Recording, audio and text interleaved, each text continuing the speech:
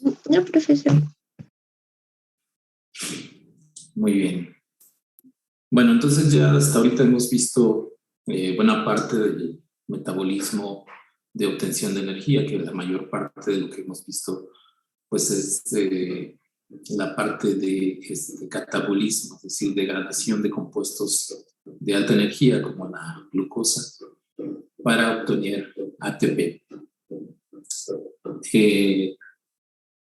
Uno de los compuestos también que se producen durante este proceso son los compuestos acarreadores de electrones y protones, como el NAD y el FAD, que van a ir directos a la cadena respiratoria, a la cadena transportadora de electrones. Y entonces en ese proceso se va a obtener la energía. Y decíamos que lo llamamos respiración porque se consume oxígeno y se produce CO2 de los carbonos de la glucosa. Bueno, posteriormente vimos que, bueno, no solamente de la glucosa también se puede conseguir energía, sino también de nuestros compuestos de almacenamiento, que en este caso son lípidos, son ácidos grasos como triacilgliceroles, que después son separados a ácidos grasos, y estos ácidos grasos son transportados a los tejidos que requieren energía, es decir, cuando no tenemos una adecuada ingesta de carbohidratos, de glucosa, en ese momento echamos uso de nuestros reservas, que en este caso los lípidos, que están en el tejido adiposo, en cuerpos lipídicos, y a partir de ahí son transportados mediante una señal, un transporte de señales. Este transporte es liberado, bueno, los ácidos grasos son liberados a la sangre. ¿Se acuerdan que son tomados por la albúmina del suero de la sangre? Y esta albúmina los transporta entonces a los diferentes músculos y al hígado, principalmente, donde van a ser procesados. Y este proceso pues lleva a cabo, se conoce como beta-oxidación. Recuerdan que es una serie de ciclos donde se obtiene acetilcoenzima que directamente va a ir al ciclo de Krebs. Y bueno, en todo este proceso pues se va a obtener ATP y a partir de la obtención de los acarreadores, ¿no? Bueno, ahorita vamos a revisar otro proceso que se conoce como el ciclo del glioxilato, en el cual este proceso lo llevan a cabo las plantas, algunas bacterias, los hongos, algunos protistas también lo llevan a cabo. Pero este proceso es muy similar al proceso que vimos ahorita de beta-oxidación conectado con el ciclo de Krebs. Pero la diferencia es que este proceso más bien es a partir de ácidos grasos vamos a generar carbohidratos, ¿sí? Para que estos carbohidratos posteriormente puedan ser almacenados. Acuérdense que las plantas generalmente no almacenan cuerpos lipídicos, muchas de ellas sí lo hacen, pero la mayor almacén la mayor cantidad de estructuras que tienen las plantas pues son carbohidratos complejos. Bueno, entonces voy a empezar a compartir.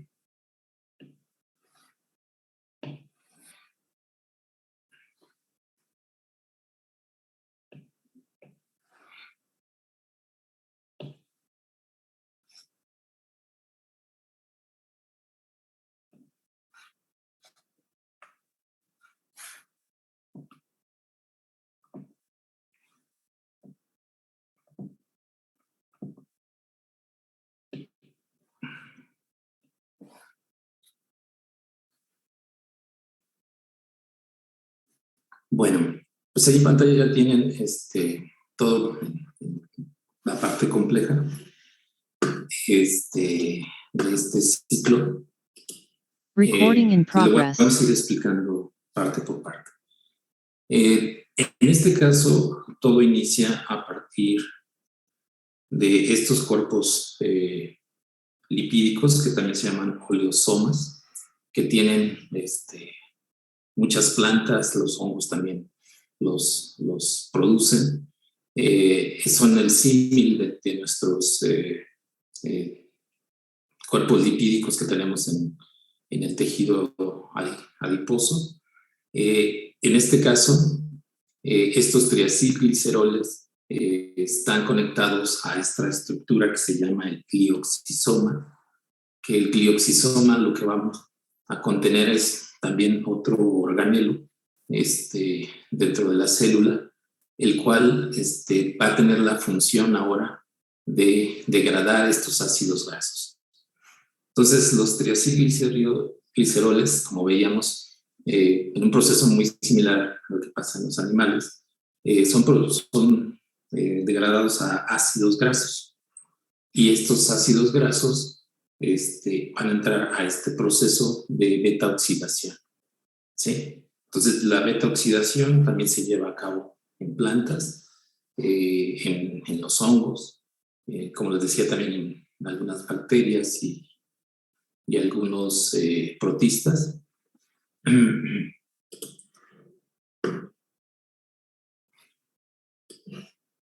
Y como veíamos el proceso de la beta-oxidación, pues la función es dos cosas: producir acetilcoenzima A, ¿sí?, que va a entrar en este caso al ciclo del glioxilato, pero también produce compuestos reducidos, ¿no?, como NAD reducido y FAT reducido. Bueno, este acetilcoenzima entonces va a entrar al ciclo. Si se fijan, es muy similar al ciclo de Krebs. Tiene producción de citratos, o sea, ácidos tricarboxílicos, y se va a generar en este proceso, lo principal es que también se obtienen compuestos reducidos, como NAD, pero también se va a producir este compuesto, el succinato. Sí, el succinato entonces va a ser transportado ahora a la mitocondria.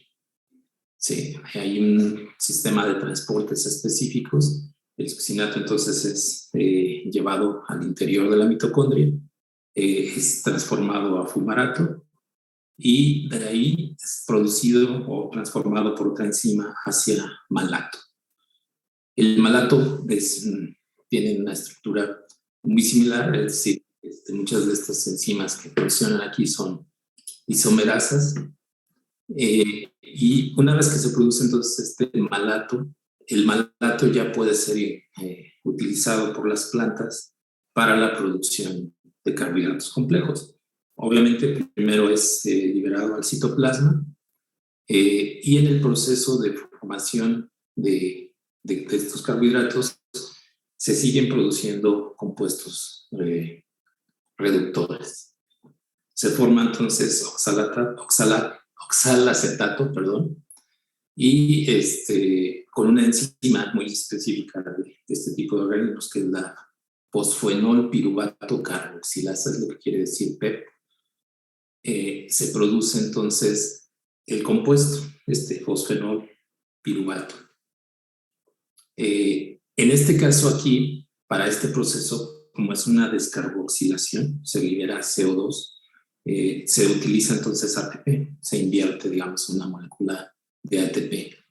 Pero ya obtenido el fosfonol piruvato, entonces entra ya en un proceso en este caso, de gluconeogénesis, es decir, se va a generar glucosa por el proceso inverso de la glicólisis, y primero se forma fructosa 6-fosfato, se forma la glucosa, y junto con fructosa entonces se forma sacarosa. Entonces la sacarosa es uno de los compuestos más fácil almacenan las plantas, y algunos hongos también producen estos procesos de formación de sacarosa. Entonces, como ven, este es como, digamos, el esquema general de lo que es el ciclo del glioxilato, que se conoce como ciclo de glioxilato. Las principales diferencias con el ciclo de Krebs es que no es un ciclo de degradación, sino más bien es un ciclo anabólico porque se va a formar carbohidratos complejos. De sacarosa todavía se puede ir a formar, junto con glucosa se puede ir a formar con carbohidratos más complejos como el almidón y la celulosa, que realmente la celulosa es más bien un producto de la fotosíntesis, pero también puede ser sintetizado a partir de este ciclo. ¿Se acuerdan ustedes qué tipo de plantas son los que más... A ver, perdón, antes de la pregunta. Arturo, ¿tienes pregunta? Sí, ¿me puede recordar cómo se llamaba el tema principal? Bueno, o sea, este ciclo, ¿cómo se llama? Perdón. Se llama así ciclo del glioxilato. Está marcado aquí. Glioxilato, ok. Gracias. Uh-huh.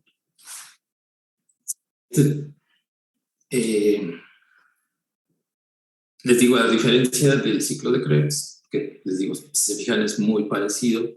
En este caso, se le conoce por ciclo del glioxilato. Uh-huh. Joana, ¿tenías pregunta o ya no?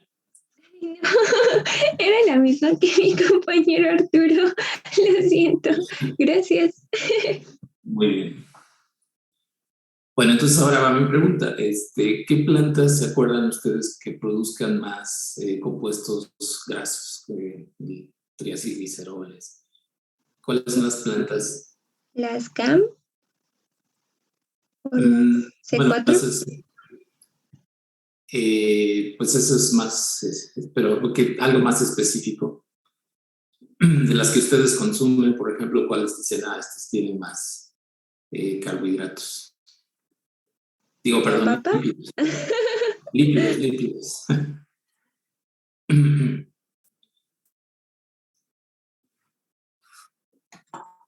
¿Se puede obtener aceite de las plantas, sí, verdad?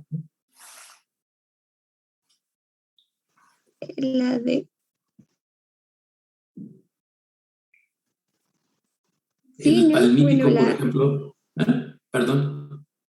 Yo iba a decir la oliva, ¿no? Por el aceite de oliva. Exacto, pero no el sé. aceite de oliva, las olivas producen una gran cantidad de ácidos grasos.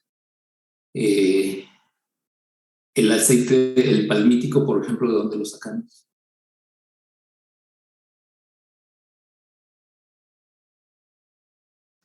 En el chat están poniendo respuestas. Karen dice que el aceite de palma. Sí, ya, perdón, no me sabía esto. Sí, Eric, exactamente. El girasol, la palma, la soya también, no sé si sepan, lo del cacahuate. ¿Se acuerdan que tiene también cómo sacan lo que le llaman la manteca de cacao? Del cacao, la manteca de cacahuate. Hay muchos compuestos que producen ácidos grasos. En este caso, pues las plantas no se ponen gorditas, ¿sí? No tienen como tejido adiposo, sino que más bien lo almacenan y como en este proceso lo almacenan en algunas semillas principalmente. Entonces sus semillas requieren estos ácidos grasos para poder desarrollarse. También en algunos casos, si requieren almacenamiento de ácidos grasos, no los almacenan como tal así, sino los almacenan como sacarosa, en este caso a través de este ciclo. Bueno, entonces espero que les haya quedado un poco más claro. En este caso, el ciclo es un ciclo anabólico, es decir, estamos generando compuestos de alta energía, no hay una degradación como tal, más que en la primera parte, donde a partir de los triacilgliceroles y la beta oxidación, formamos el succinato, ¿no? Y a partir de succinato, entonces sí ya viene la parte metabólica. Y a diferencia también en este caso, de los animales, en este proceso la beta oxidación se está llevando a cabo en el glioxisoma, no tanto en la mitocondria como es en los animales.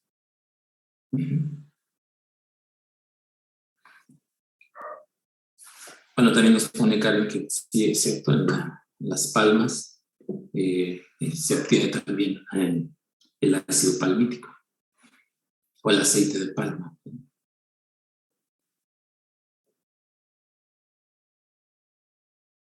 Bueno, este es como el ciclo del glioxilato. Tiene sus diferencias, como habíamos visto con el ciclo del ácido cítrico, el ciclo de Krebs. Pero en esencia tiene estructuras y enzimas muy similares. Aparentemente es una modificación evolutiva lo que lo llevó a formar, en este caso, este ciclo del glioxilato.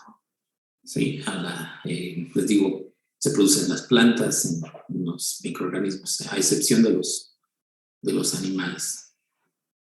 ¿Sí? Pero entonces aquí el primer compuesto que entra es la acetilcoenzima y vemos ahí la versatilidad de estos compuestos y se forma entonces el succinato. ¿Sí? Bueno, vamos a ver ahora otros procesos metabólicos en los cuales hay tanto biosíntesis como degradación a partir de, por ejemplo, del ciclo de Krebs, de la glucólisis. Se generan, como veíamos, muchos de los compuestos principales que requiere la célula. Entonces, uno de lo que vamos a ver es la ruta de las pentosas fosfato. Se llama así ruta de pentosas fosfato. ¿Sí? ¿Por qué se le conoce así? Porque uno de los productos principales pues, es la ribosa 5-fosfato. Y la ribosa, como ustedes saben, pues es una pentosa, es un carbohidrato de 5 carbonos. En este proceso se puede obtener desde glucosa 6-fosfato. ¿Sí? ¿Se acuerdan que la glucosa 6-fosfato puede seguir el proceso de glucólisis o a partir de ahí se puede ir a esta ruta en este caso es una ruta anabólica, también de ahí se van a sintetizar compuestos, en este caso la ribosa 5-fosfato. ¿Y por qué es importante la ribosa 5-fosfato? Pues porque es la base para la formación de DNA, de RNA, de nucleótidos en general, como muchos nucleótidos que se producen. Y también es importante porque forma parte de muchas coenzimas. ¿Sí? ¿Cómo se produce estas pentosas? Bueno, a partir de glucosa. Vamos a diferenciar en este caso dos procesos, la fase oxidativa y la fase no oxidativa, que sería, digamos, la fase de regeneración. Entonces, la glucosa 6-fosfato es oxidada, ¿sí? Para producir NADP reducido, ¿sí? Y este NADP también puede ser recuperado a través de una glutatión reductasa, ¿sí? Esta glutatión reductasa lo que hace es mover los protones y electrones de una molécula a otra. Se produce entonces el 6-fosfogluconato. Este compuesto posteriormente sufre otro proceso de descarboxilación y también se produce NADP reducido. Aquí se produce una estructura que es la ribosa 1,5-fosfato. Ribosa 5-fosfato.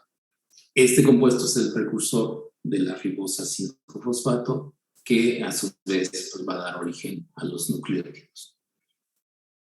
A partir de este ciclo, dependiendo de las enzimas y la concentración de compuestos, puede irse entonces hacia la formación, hacia este proceso, o regresarse a formar glucosa 6-fosfato. En caso de que se requiriera energía, por ejemplo, la ribululosa 5-fosfato, entonces puede irse a formar glucosa 6-fosfato y entrar al ciclo de, al proceso de glucólisis.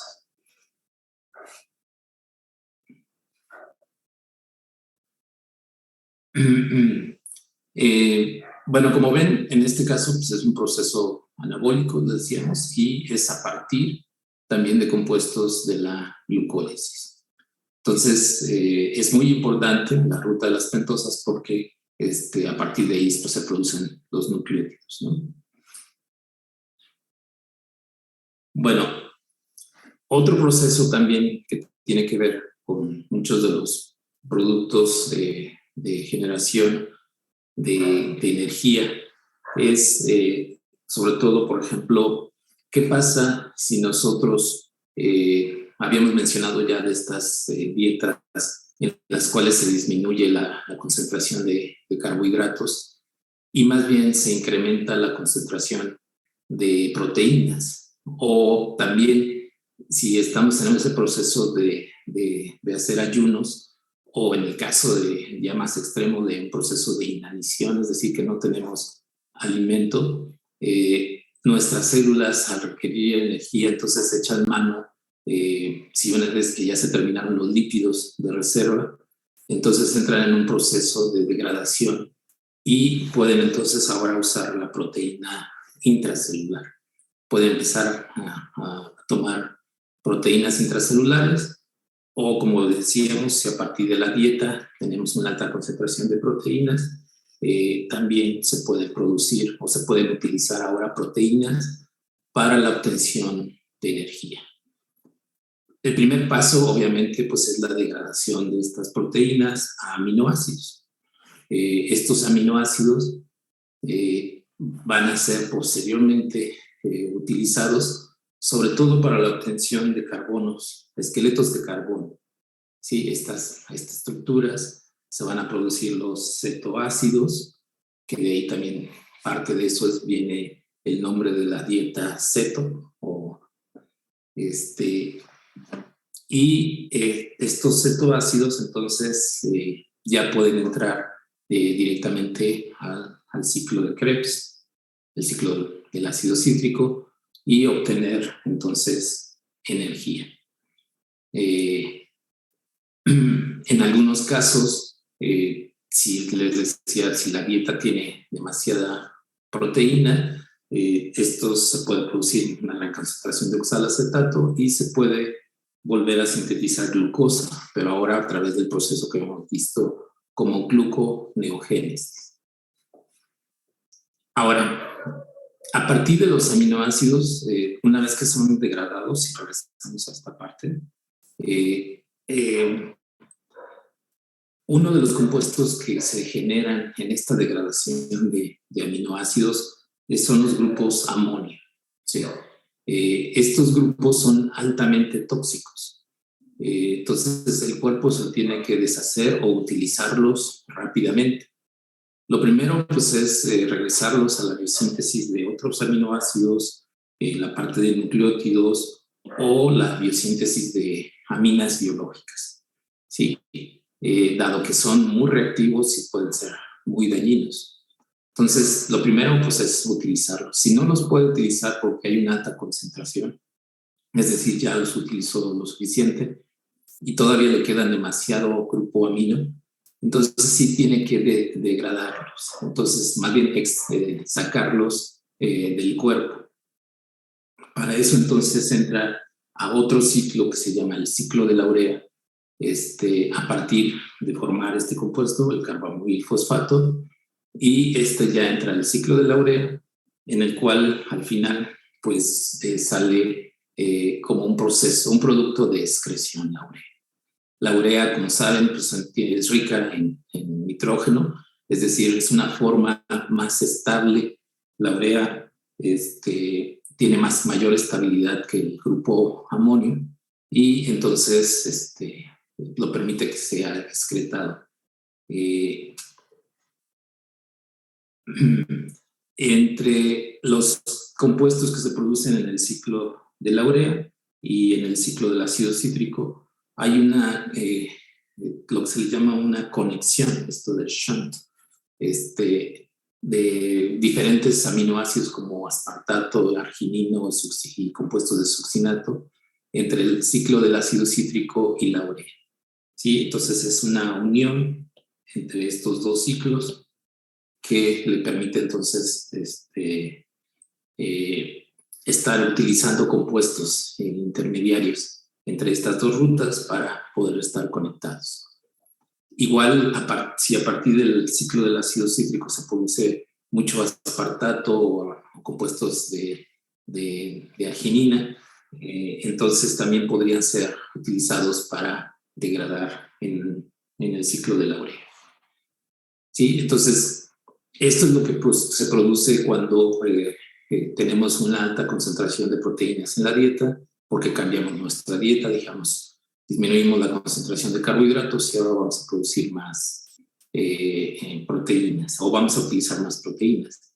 O como les decía también, si estamos en un proceso de inanición, es decir, que no tenemos alimento, se nos terminan las reservas de glucosa, se terminan las reservas de ácidos grasos, entonces en ese momento las células empiezan a degradar proteínas. Por eso, si se fijan, las personas que han sufrido un proceso de inanición, pues se empiezan a degradar. Lo primero que se degrada es el músculo, sobre todo también si se fijan en algunos procesos degradativos como en algunas enfermedades, donde una persona pierde demasiado músculo. Pues es por este proceso que se está utilizando las proteínas para obtener energía. Si vemos un poco más de cerca este ciclo de la urea, principalmente pues, se lleva a cabo en el hígado. También eso lo tienen que considerar, sobre todo si una persona va a hacer este tipo de dietas ricas en proteína.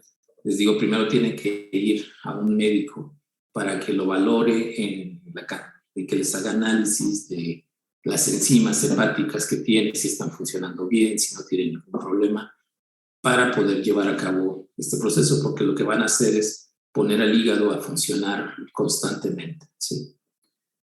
Entonces, como veíamos, pues entran los aminoácidos, la estructura típica de un aminoácido, ya sea que haya sido ingerido en la dieta como proteína, fue degradado por las proteasas que tenemos en el intestino, que también son liberadas por el páncreas, y entonces ya se producen los aminoácidos.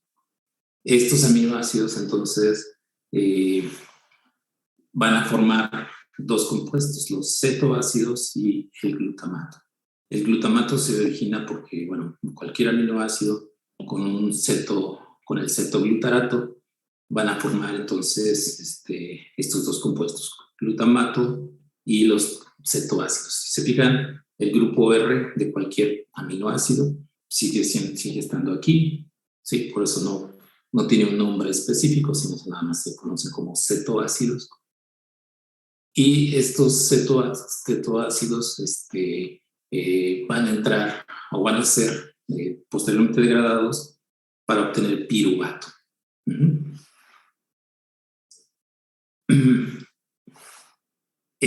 Otra forma también es, como decíamos, si hay mucha alanina o se está empezando a utilizar la alanina que viene del músculo, se puede transportar ahora como compuesto y directamente pasa con algunas enzimas a formar el glutamato.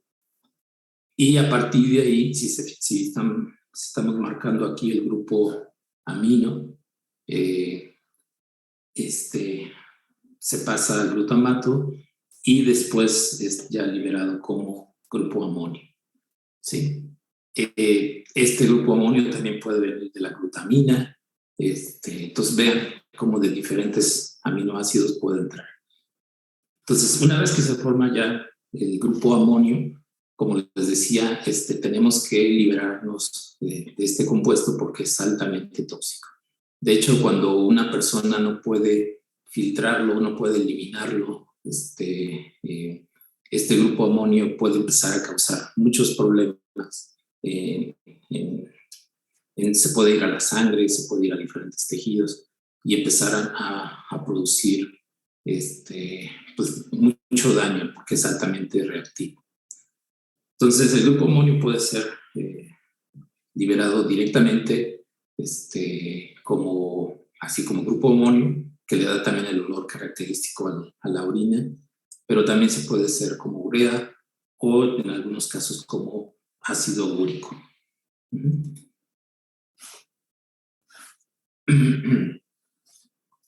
La estructura de la urea, si se fijan, está marcada en esta parte.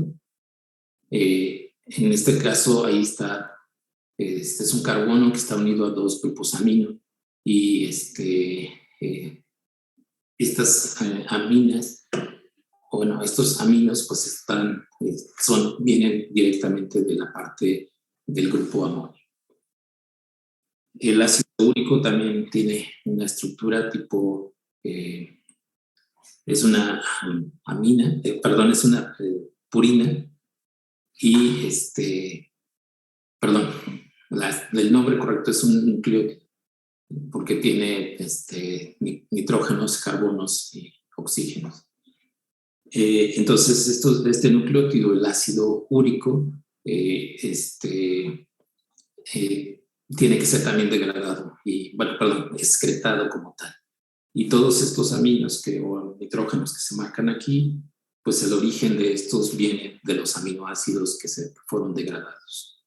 ¿Sí? Entonces, son formas de estabilizar tanto el grupo amonio, porque fíjense que el grupo amonio con radical que tiene, es decir, es capaz de liberar más protones y formar parte de muchas reacciones. Entonces se utiliza ese potencial para formar tanto urea como ácido úrico y posteriormente ser eliminado. ¿Preguntas hasta aquí?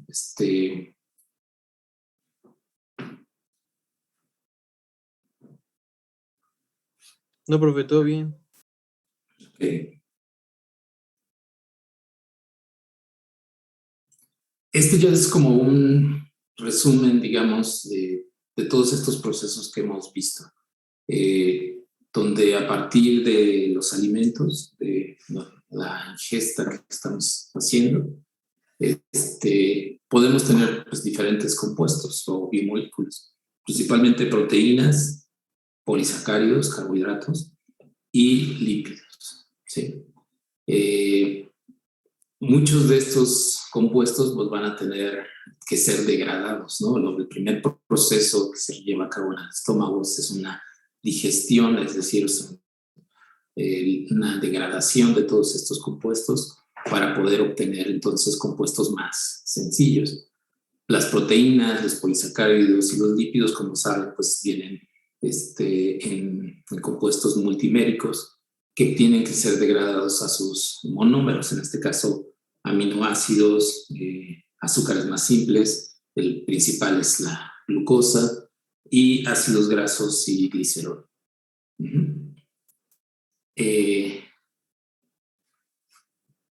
Como vimos, pues el principal proceso es la glicólisis. A partir de esa glicólisis se obtiene ATP y uno de los compuestos principales que se obtiene es el piruvato, el cual también puede ser obtenido a partir de la degradación de los aminoácidos. ¿Sí? El segundo compuesto más importante también dentro de estas rutas pues es la acetilcoenzima. ¿Sí?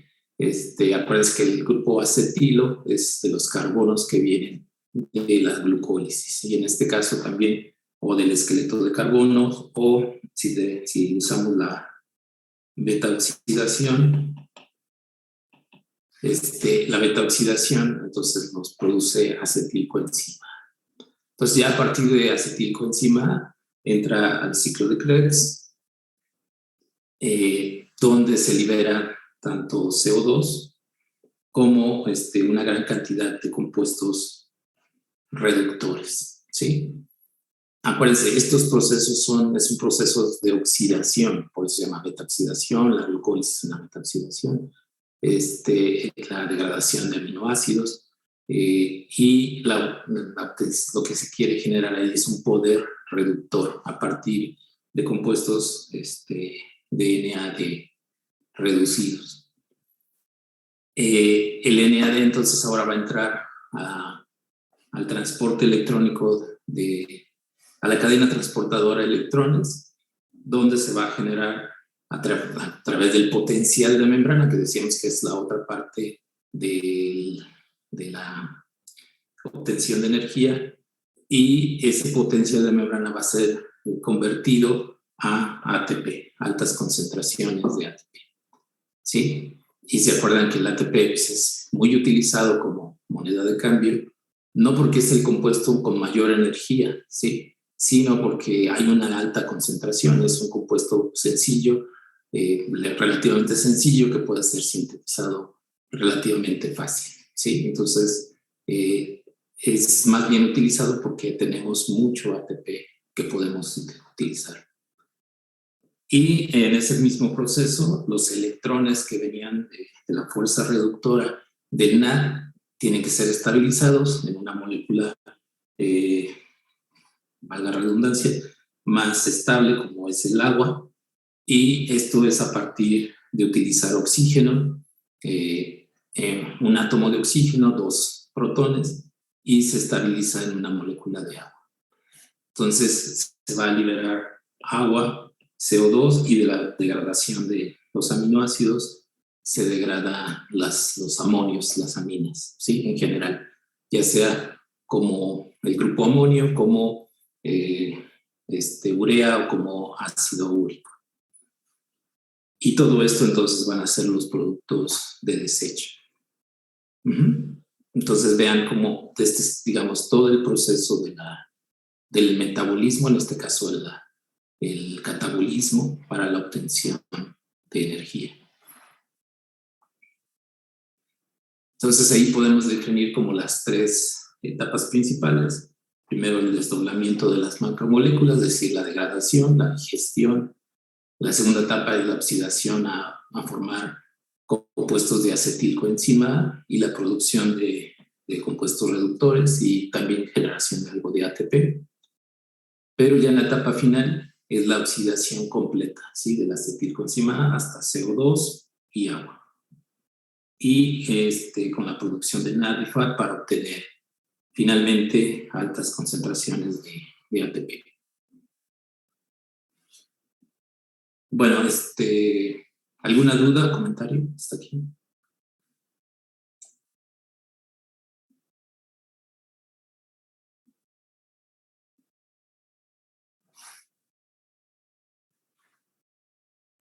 No, profesor. Bueno, entonces, este sería como, digamos, el resumen final de esta unidad de lo que acabamos de ver. A diferencia de lo que vimos del ciclo del glioxilato, que bueno, es un poco diferente al proceso catabólico, porque en este caso es un anabolismo para formar azúcar, pero digamos, en esencia, la mayor parte de los organismos realizan estos procesos, ¿sí?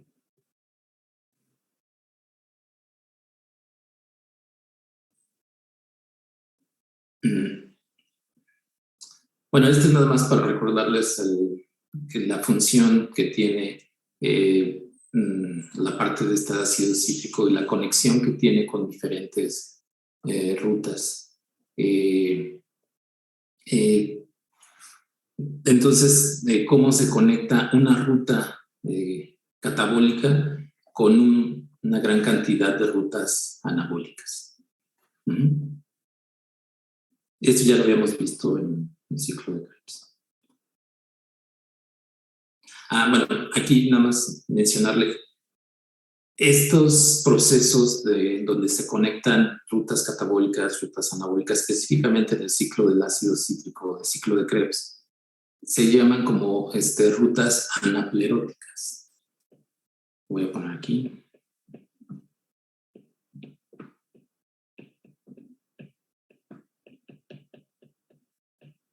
perdón por la letra, pero bueno. Estas rutas anapleróticas es lo que estamos viendo aquí en el esquema, es decir, la conexión de diferentes compuestos como el succinil, el alfa-cetoglutarato, el citrato, que se van a otras rutas para formar otros compuestos, ¿sí? No solamente aminoácidos, sino, por ejemplo, porfirinas, pirimidinas, una gran cantidad de compuestos que requiere la célula. Por ejemplo, a partir del ácido cítrico se puede ir a formar parte de los ácidos grasos y de los esteroles.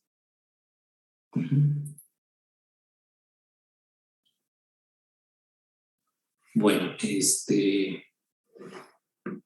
voy a detener la grabación. Recording stopped.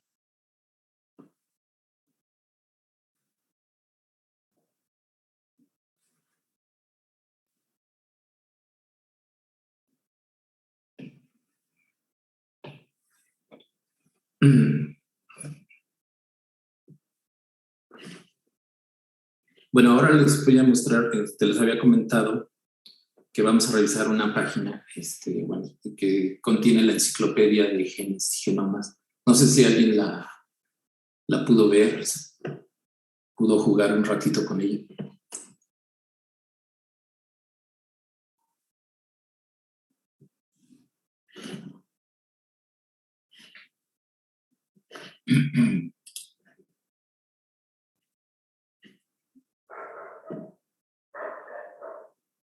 Parece que no.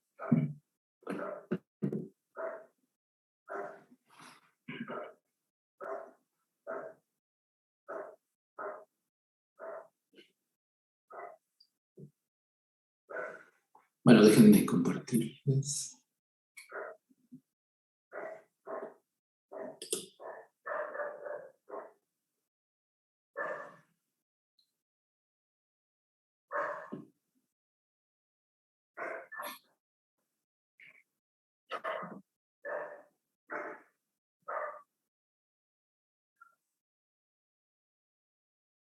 Ay, qué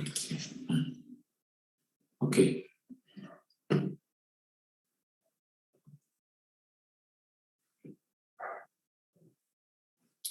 Bueno, esta es la página que les comenté de la enciclopedia de genes y genomas. Es una página muy completa, de hecho tiene conexiones a otras bases de datos como es el GenBank, como es donde están las estructuras, el Protein Data Bank. Tiene conexiones para casi todas las rutas metabólicas que se han desarrollado y también está en base en todos los genomas que se han secuenciado y todos los genes, obviamente, que se han secuenciado. Y entonces ya lo que le permite ser una de las rutas más completas, digamos, ¿sí? Vamos a empezar con esta ruta. Les digo, tiene varias opciones que ustedes pueden ir revisando si les interesa algún genoma, algún gen en específico, la funcionalidad de algún gen, algún compuesto en específico, e incluso la nomenclatura enzimática. Aquí es donde están catalogadas las 7 clases de las enzimas, alguna enfermedad específica, sobre todo en cuanto a enfermedades humanas, o algún medicamento o compuesto químico que se utilice como medicamento. Pero vamos a empezar con esta, que es las rutas metabólicas, y tiene pues de todo el metabolismo, principalmente mucho de lo que acabamos de ver. También tiene información de procesos genéticos, cuestiones ambientales, de procesamiento de información ambiental, es decir, ya tiene también parte de interacción de cómo están interactuando los genomas con su ambiente, ¿sí? Específicamente algunos procesos celulares, algunos sistemas organísmicos como diferentes procesos dentro del cuerpo humano, enfermedades humanas y desarrollo de drogas. Pero vamos a ver primero esta parte del metabolismo. y vean cómo están en diferentes tipos, ¿no? Desde carbohidratos, o la parte global. Y vamos a empezar con la primera ruta, que es la ruta principal.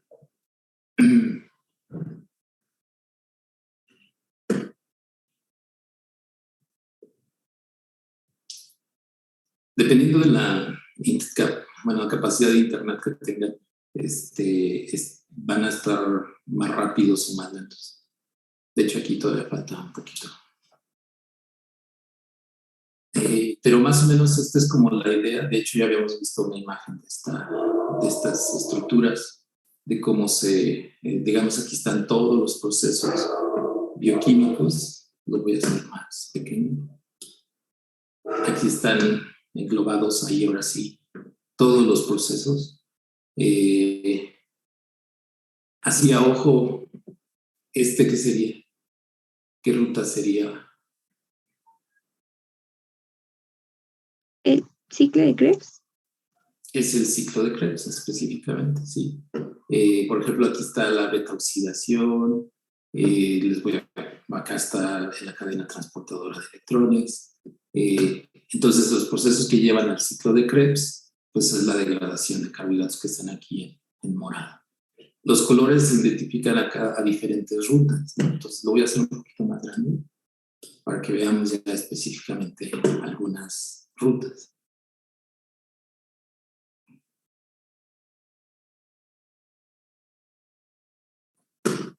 Aquí está, por ejemplo, el metabolismo de las pentosas fosfato que habíamos visto, la glucólisis o gluconogénesis, porque acuérdense que va más en los dos sentidos, el metabolismo del piruvato y el ciclo de Krebs. Si ustedes quieren marcar, la ventaja de este mapa es que es un mapa interactivo.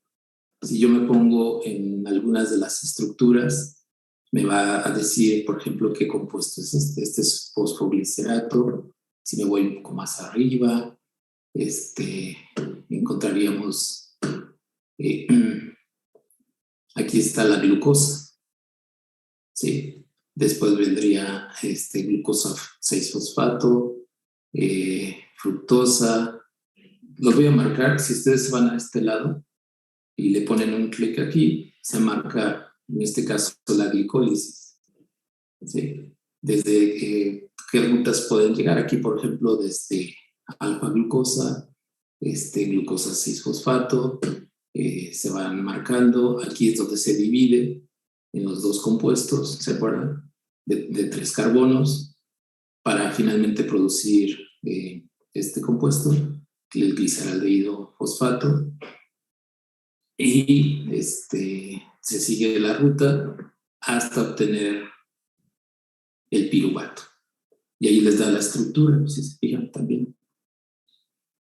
Si ustedes les dan clic en estos puntos, también pueden ir a identificar, digamos, parte de las características de estos compuestos.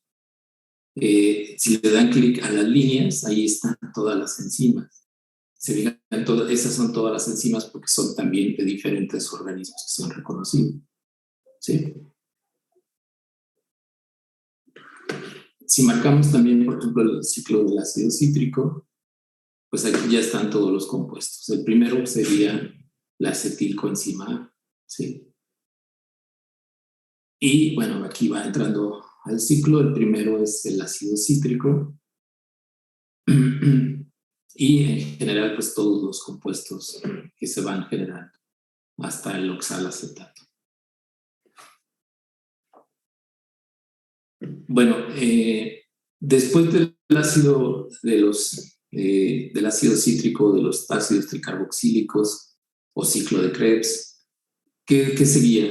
Teníamos la glucólisis, el ciclo del ácido cítrico, y después de aquí, ¿a dónde se iban? La cadena respiratoria transportadora de electrones, perdón. Sí, pero si se fijan, no hay como una conexión directa a la cadena está hasta acá. Y esta cadena parece que está aislada, no hay como una conexión directa. ¿Por qué es esto? Porque acuérdense que los compuestos que se producen acá son los transportadores, es el NAD, el PAD, reducidos, y estos no son directamente, digamos, modificados o transportados. Bueno, sí son transportados por proteínas específicas, pero no es como una conexión enzimática directa, no hay una ruta directa, sino que todo lo que se produce ahí, pues entonces se utiliza ahora en la cadena, la cadena transportadora de electrones, que también conocíamos como fosforilación oxidativa, ¿sí? Le voy a dar clic aquí, si le doy clic al título, me va a llevar entonces a un módulo específico en este caso, de la fosforilación oxidativa. Y aquí estamos, aquí ya la pone un poco más,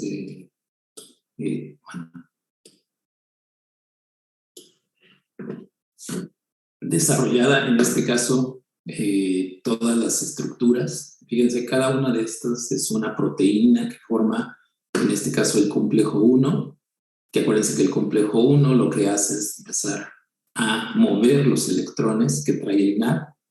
Entonces, los electrones del NAD, a la hora que se separa el protón, es decir, se produce NAD oxidado y un protón. Nos ponemos aquí y esta es la estructura de la nicotina adenin. ¿Se acuerdan que es nicotina adenin porque tiene 2 nucleótidos? Entonces es un dinucleótido y con fosfatos. Y una vez que se reduce, ¿sí? Entonces ya pierde algunos de sus protones. Y también se acuerdan que los electrones que traían en sus nubes electrónicas ahora entonces son pasados a este complejo. Las nubes, aquí vemos parte de la ruta. No sé si le alcanzan a ver, está un poquito chiquita, pero bueno, estar un poco más grande. Aprovechando que hay buen internet.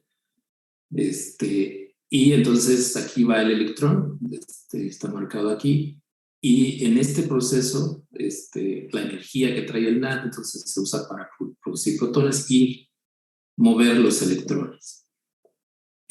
También en este proceso de movimiento de electrones, una parte específica de este complejo va a mover los protones, mueve 4 protones de la matriz la membrana al espacio intermembranal, ¿sí? Acuérdense que aquí arriba hay otra membrana, que es la membrana de la mitocondria, la exterior, esta es la membrana interna, y entonces se va a generar entonces el gradiente de este lado.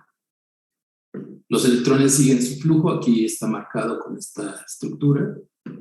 Al pasar por esta estructura hace que esta flavoproteína pase mueva el succinato a fumarato, que se acuerdan era parte del ciclo de Krebs. Y en este transporte de electrones se pasa a una ubiquinona, que se acuerdan porque ella se llamaba ubiquinona, porque se ha reconocido en muchos organismos, entonces se cree que es ubicua, que está en todos lados. Y entonces los electrones van pasando y lo que hacen es un proceso de oxidorreducción entre la ubiquinona para transformar estos electrones. Igual, creo que sí se podía, sí. Aquí nos da la estructura de la ubiquinona. Bueno, nada más que déjenme regresar. Ahí está. Sin darle clic nos da la estructura, ¿sí? Cómo está cuando está oxidada y cuando está, en este caso, reducida.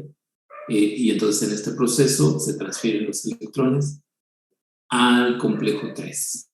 El complejo 3 es una combinación de citocromos, citocromo B, citocromo C1, diferentes estructuras, y los electrones ahora son transferidos al citocromo C. que es una proteína que en este caso no es transmembranal, sino que se encuentra solamente en esta parte. Y vean de nuevo el arreglo. ¿Se acuerdan del arreglo que les decía de dobles enlaces no conjugados? Más bien es que está uno sí, uno no, uno sí, así. Entonces eso le va dando juego a los electrones para moverse en estas estructuras. En este caso tiene un núcleo de fierro y eso le permite entonces mover los electrones, que los pasa en esta parte al complejo 4, que también va a mover los protones. El complejo 4 es el responsable entonces de estabilizar al final todos estos electrones, ¿no? Los electrones que vienen desde el NAD, los tiene que estabilizar, entonces se estabiliza formando agua a partir de oxígeno, que es aquí donde se consume entonces una molécula de oxígeno. Una vez que tenemos entonces el potencial de membrana de este lado, lo utiliza la ATP sintasa. ¿Se acuerdan de las unidades F0 y F1?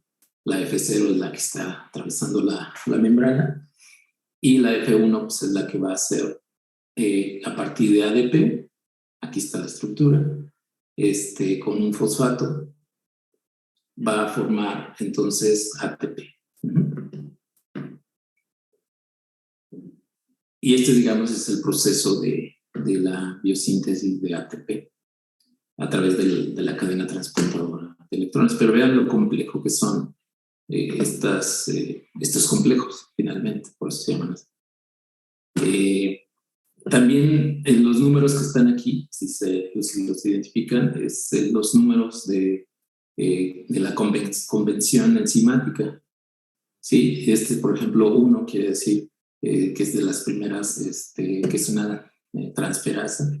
Sí, en este caso, 7 se acuerdan que eran las translocasas que translocan a través de una membrana. Y bueno, aquí están marcadas diferentes deshidrogenasas, que son los complejos que tenemos aquí, todos esos están marcados en esta parte. Sí, entonces vean, les digo, ustedes pueden irse directamente, dar clic, por ejemplo, en una de estas estructuras y les va a dar, en este caso que es una ATPasa transportadora de protones y todas las características. Estos son los nombres dependiendo de qué organismo está. Por ejemplo, este es de plantas, de Arabidopsis thaliana. Así cada una de estas significa a un organismo y estos son todos los genes que tienen estos organismos. Pueden hacer parte de la taxonomía o ver la proteína. Esta es, digamos, como tal la enzima, que es una translocasa, y les da toda esta información.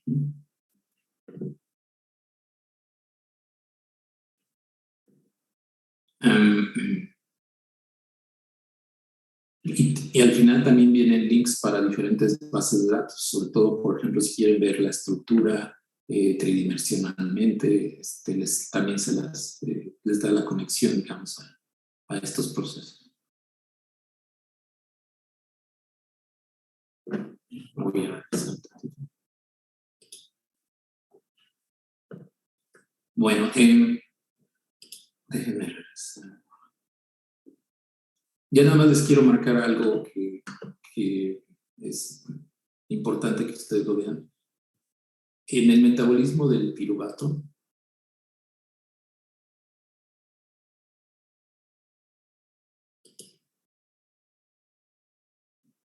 estoy marcando al piruvato como uno de los compuestos más importantes porque miren todas las conexiones que tiene. Sí, viene de la glicólisis, puede irse hacia formar ácido láctico, puede irse a formar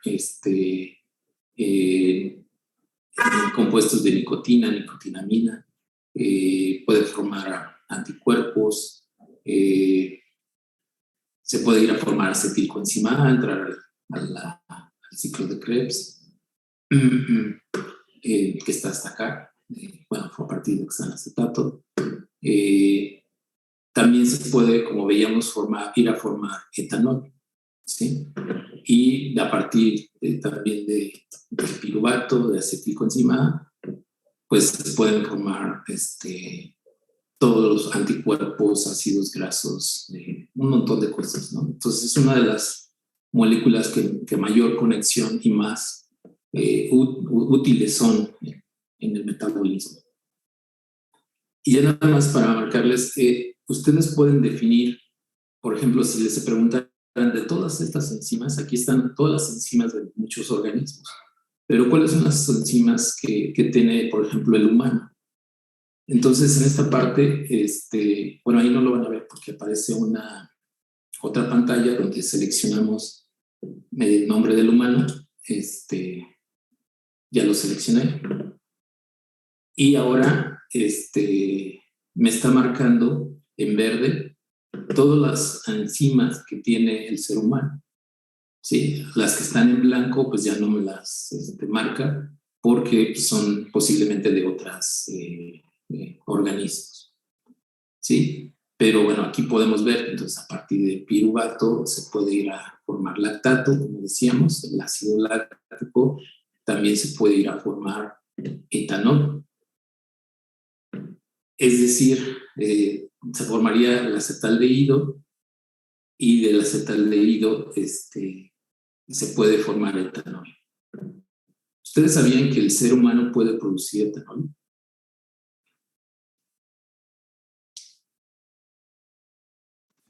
No.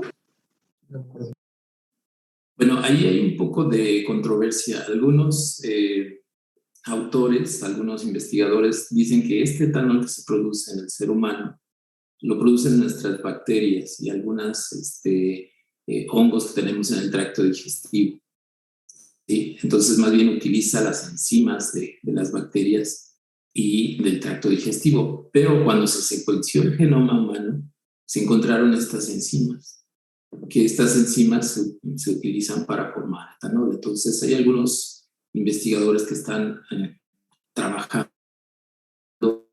producción intrínseca de las células, de algunas células, de formar etanol.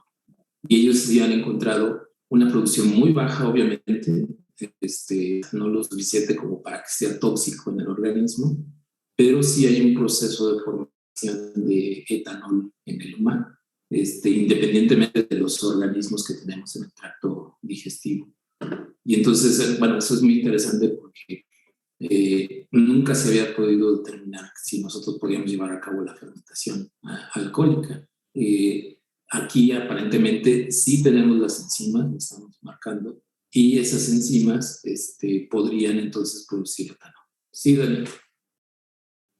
Bueno, yo quería hacer una pregunta porque más o menos ahorita que dijo lo del etanol y cómo se producía, estaba viendo la otra vez una serie en donde un chavo llegaba y parecía que estaba ebrio, pero no estaba ebrio, en realidad su sistema digestivo no permitía el paso de varios carbohidratos y eso provocaba que se fermentaban y así. Entonces quería saber si era cierto o cómo pasaba o cómo es que se fermentan dentro del sistema digestivo.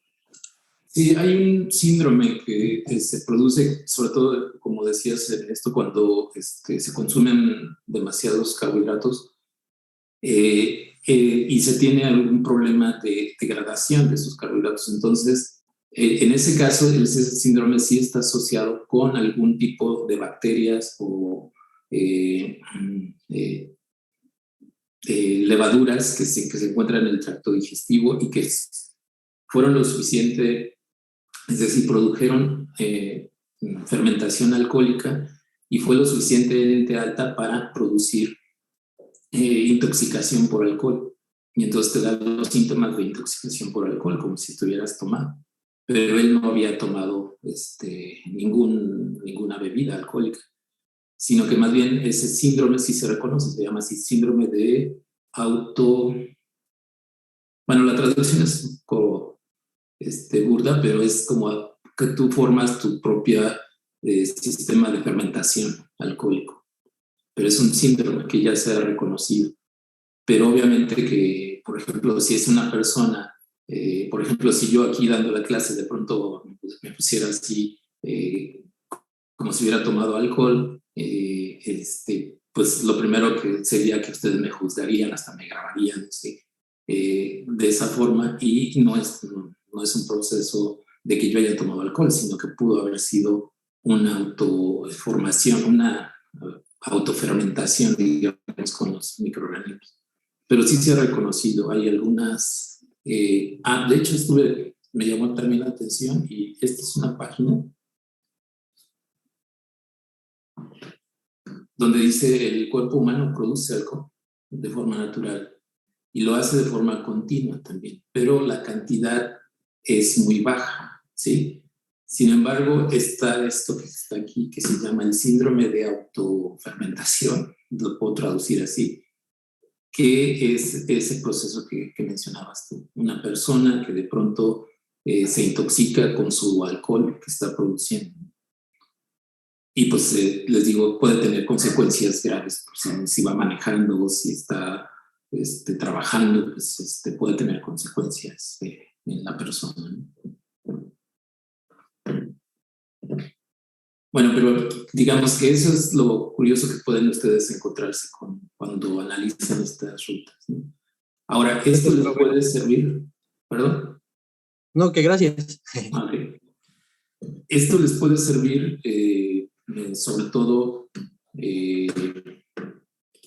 por ejemplo, cuando hagan algún estudio o cuando vayan a hacer su tesis, que puedan entonces identificar algunas enzimas o algunas rutas metabólicas.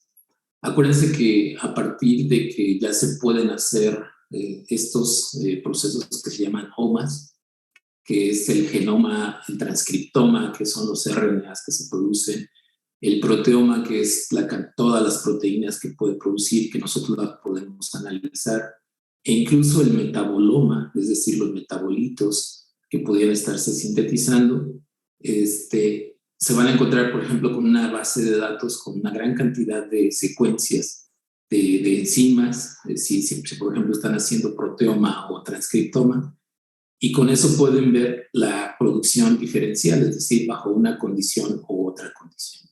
Y bueno, estas herramientas nos sirven para hacer estos procesos.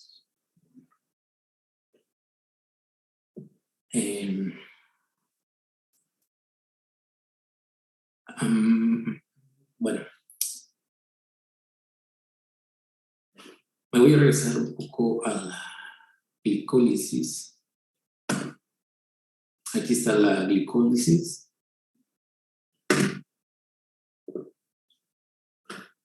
Bueno, al final está también la producción de etanol, lactato, acetilcoenzima A o acetato, ¿no? Para ir al ciclo de Krebs. Pero digamos, lo dejamos hasta aquí. Me regreso a esta parte porque, bueno, ya está disponible en el aula su práctica número 3, que lo que vamos a ver es la inhibición de la glicólisis. Vamos a utilizar fluoruro de sodio para inhibir una de estas enzimas. No les digo cuál porque es parte de lo que ustedes van a investigar, ¿sí?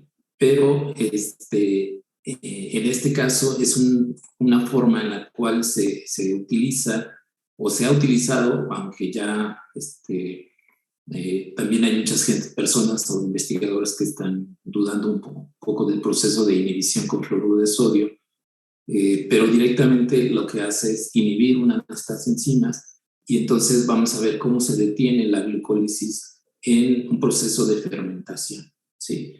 Van a ustedes a revisar el video en donde se utilizó la leche búlgara, la formación de leche búlgara, como si se acuerdan, o alguien lo ha usado, se le pone un fermento que se llama, conocen así como kefir o búlgaros, y esto es un consorcio microbiano, y este consorcio microbiano lo que hace es producir al final piruvato.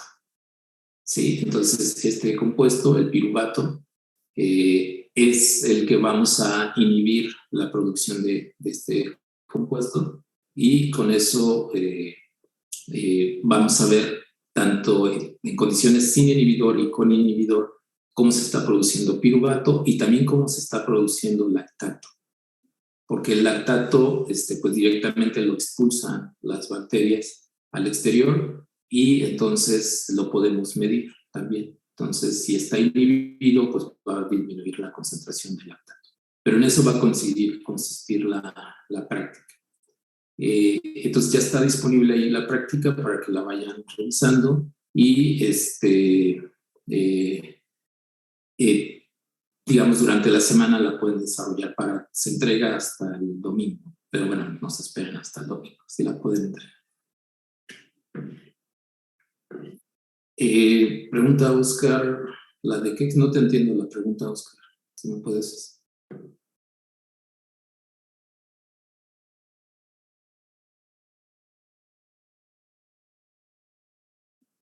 Ok, bueno.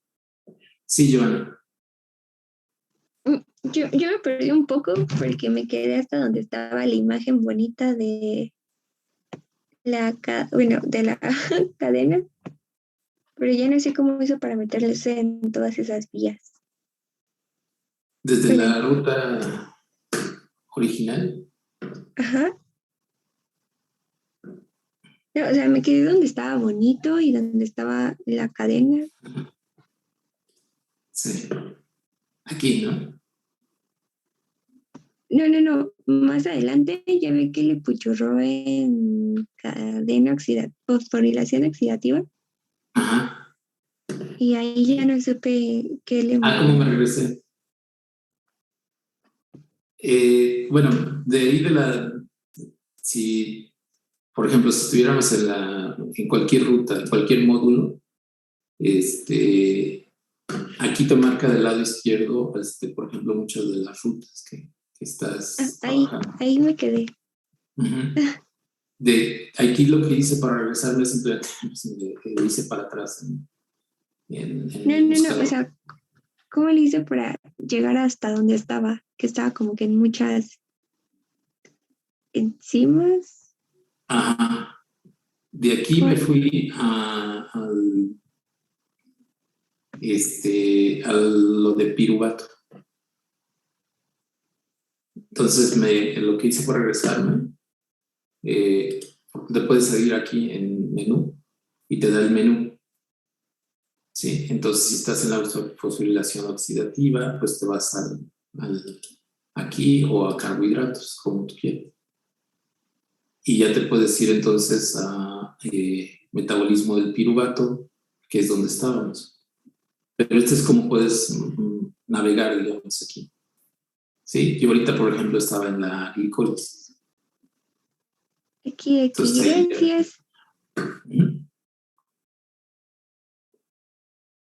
Sí, bueno, entonces les digo, la práctica va a consistir vamos a inhibir una de estas enzimas de la glicólisis. Ustedes van a investigar cuál fue. Y entonces vamos a ir identificando esa secuencia. No lo van a hacer pues, obviamente aquí en el KEC, sino van a hacer la práctica normal.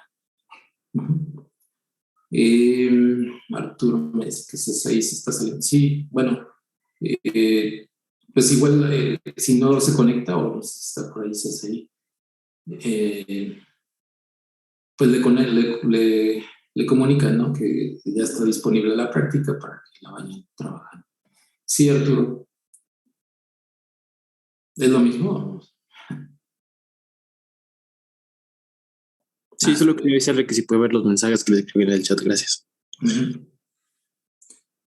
Bueno, entonces la idea de esta página pues, es para que ustedes tengan como un poco más claro, digamos, todo este mundo de las rutas metabólicas y que puedan entonces pues, entender de una forma más sencilla o al menos de que vean que está disponible mucha información que ustedes pueden utilizar más adelante ya cuando empiecen a hacer sus trabajos de LIC o cuando hagan su tesis.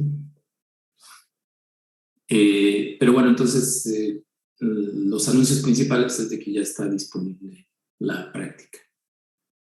Y bueno, también como con esto terminaríamos la unidad 3. Les voy a dejar el miércoles, no vamos a tener sesión, pero a partir de las 7 de la mañana va a estar disponible el cuestionario de la unidad 3. ¿Sí? Va a estar disponible todo el día para que lo trabajen. De preferencia, pues usen las horas de la clase para que no les interfiera. Entonces, el miércoles ya se va a abrir el cuestionario, va a estar ya disponible y la práctica ya también está disponible. Y el viernes nos veríamos para iniciar la parte de metabolismo autotrófico, que es la fotosíntesis. ¿Cierto? ¿O dejas de... Perdón, profesor. Si el examen, bueno, el cuestionario va a ser como la otra vez de Word o va a ser así como. No, en este caso es como el de la unidad 2. Van a tener, creo que 1 hora para contestar las preguntas. Son preguntas muy sencillas, igual pueden ir trabajando con su información. Ya les voy a poner disponibles van a estar disponibles las clases y las diapositivas.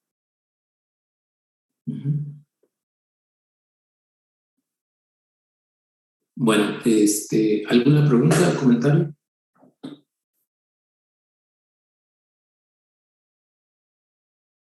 Profe, todo bien. Bueno, eso creo. Bueno. Pues de todas maneras yo voy a estar pendiente el miércoles por si hay algún problema con la página o si no pueden subir sus cuestionarios. No es subirlos, sino llenarlos en ese momento. Y entonces, bueno, pues la unidad 3 se calificaría con ese cuestionario, con la actividad de las vitaminas y con la práctica que les estoy dejando. Bueno, entonces, si no hay dudas, pues nos veríamos el viernes, por favor. Claro, profesor. Bonito día. Gracias. Nos vemos, profe. Se cuida. Hasta luego. Adiós. Gracias. Hasta luego, profesor. Gracias. Cuídese, profe. Nos pone 10, cuídense.